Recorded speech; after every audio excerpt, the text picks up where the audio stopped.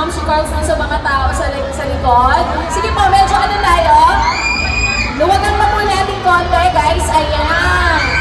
Ma'am si Carls, anong sasabihin mo? Ayan, nakita mo na ang mga tao.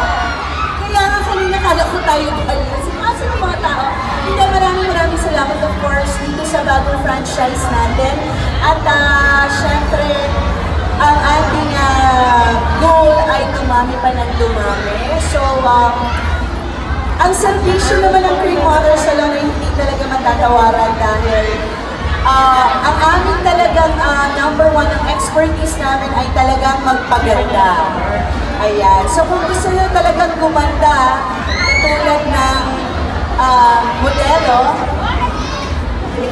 ako pala, naabot kaya lang, nako, murang-mura.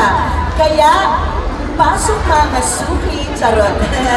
Kaya maraming salamat sa lahat ng pumunta ngayong hapon na ito. Maraming salamat sa nag-organize ang ating Cream Water Salon staff at ang ating bagong owner, Miss Norma Manoto. Palakpakan naman natin. Thank you, Ate Norma, ha?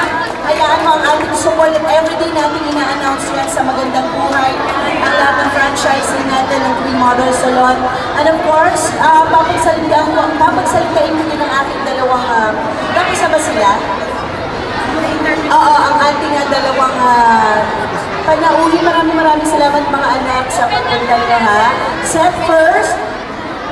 Ayun po, nagpapasalamat po ako sa lahat ng gumano dito sa opening ng Cream Water Salon. Congrats. Thank you ka for Norma na franchise. Okay, God bless po sa mga. Hello po, salamat po sa pagpunta nyo. So, yun po, thank you so much po sa ito lahat sa pagpunta po sa grand opening po na Cream Water Salon ni Bakshi Parlabon. Thank you so much po. Sorry.